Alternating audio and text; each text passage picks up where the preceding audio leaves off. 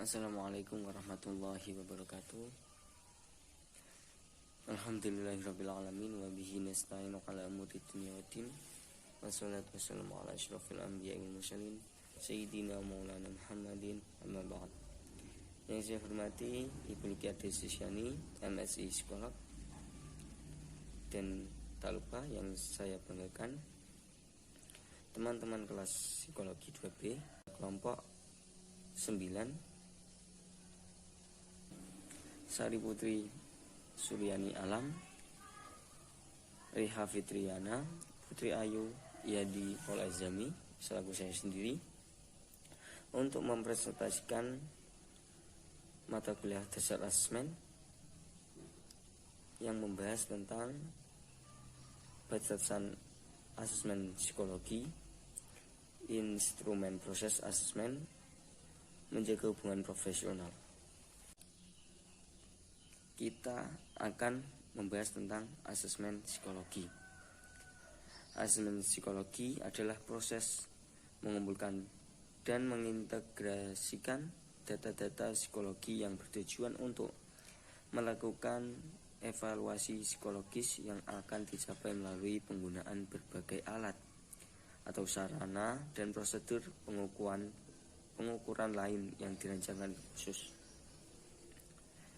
Adapun tujuan presentasi dari kelompok kami, yaitu kelompok 9, 1. Mengetahui dan memahami batasan-batasan yang harus diperhatikan oleh psikolog atau ilmuwan psikologi dalam melakukan asesmen psikologi. 2. Mengetahui dan memahami hal-hal yang berkaitan dengan instrumen asesmen yang harus diperhatikan dalam proses asesmen. Yang ketiga, mengetahui dan memahami hal-hal yang harus diperhatikan dalam menjaga hubungan profesional antara psikolog dengan klien. 1. Batas-batasan yang harus diperhatikan oleh psikolog atau ilmuwan psikologi dalam melakukan asesmen psikologi. Slide selanjutnya merujuk pada bab ke-9 penelitian dan publikasi. Pasal 46 mengenai batasan kewenangan dan tanggung jawab halaman 78 sampai dengan 79. Batasan kewenangan diantaranya adalah A. Psikologi dan atau ilmuwan psikologi memahami batasan kemampuan dan kewenangan masing-masing anggota tim yang terlibat dalam penelitian tersebut. Yang B. Psikologi dan atau ilmuwan psikologi dapat berkonsultasi dengan pihak-pihak yang lebih ahli di bidang penelitian yang sedang dilakukan sebagai bagian dari proses implementasi penelitian. Yang kedua ada tanggung jawab. Psikologi dan atau ilmuwan psikologi bertanggung jawab atas pelaksanaan dan hasil penelitian yang dilakukan. Dan yang B, psikologi dan atau ilmuwan psikologi memberikan perlindungan terhadap hak dan kesetaraan partisipan penelitian dan pihak-pihak lain yang terkait, termasuk kesejahteraan hewan yang digunakan dalam penelitian. Bagian kedua ada instrumen asesmen dalam proses asesmen. Hal-hal yang harus diperhatikan berkaitan dengan proses asesmen berdasarkan pada pasal 63. Yang pertama, konstruksi tes, validitas dan reliabilitas. A. Psikolog atau ilmuwan menggunakan instrumen asesmen yang jelas validitas dan reliabilitasnya. B. Jika instrumen belum diuji, psikolog atau ilmuwan psikologi harus menjelaskan kekuatan dan kelemahan dari instrumen tersebut. C.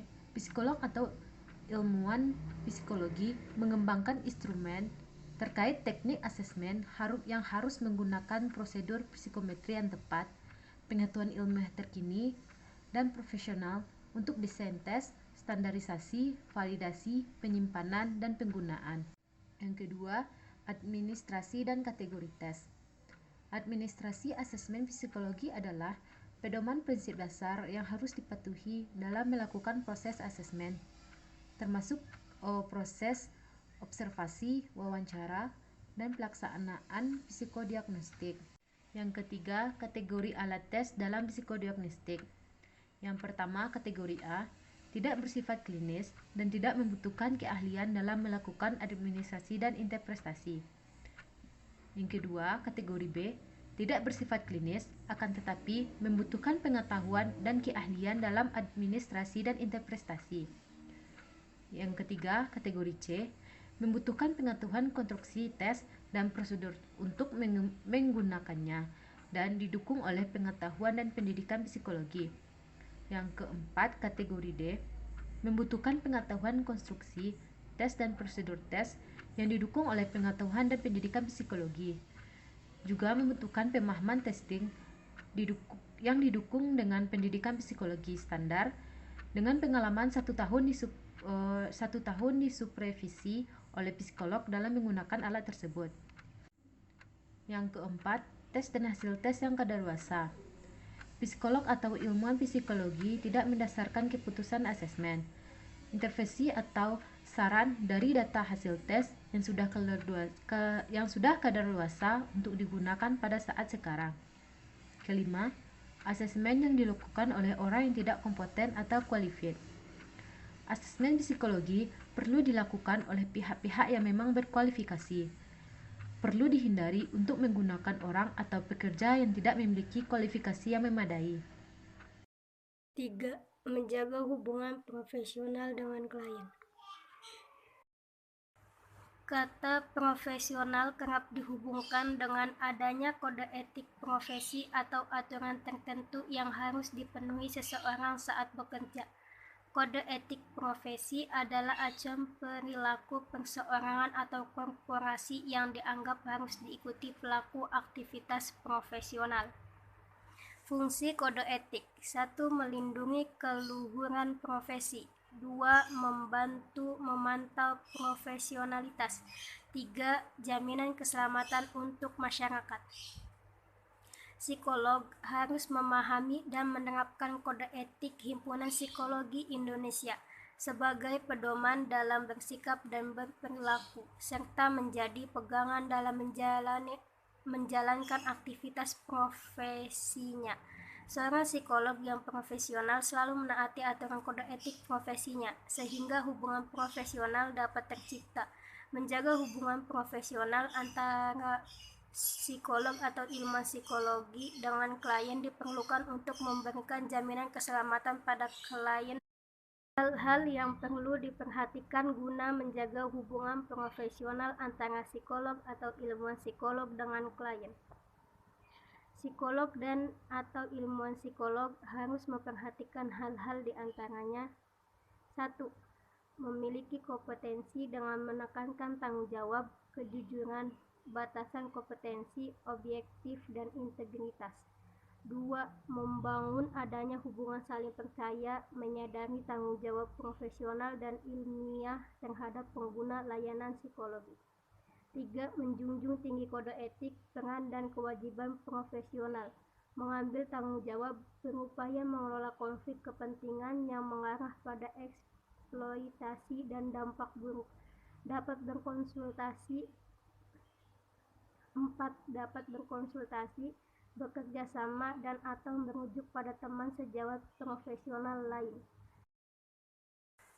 Contoh kasus pelanggaran kode etik: Phil M. Sigreu, lulusan sarjana psikologi S2 bergelar PhD di psikologi dan dulu sempat memiliki izin praktik.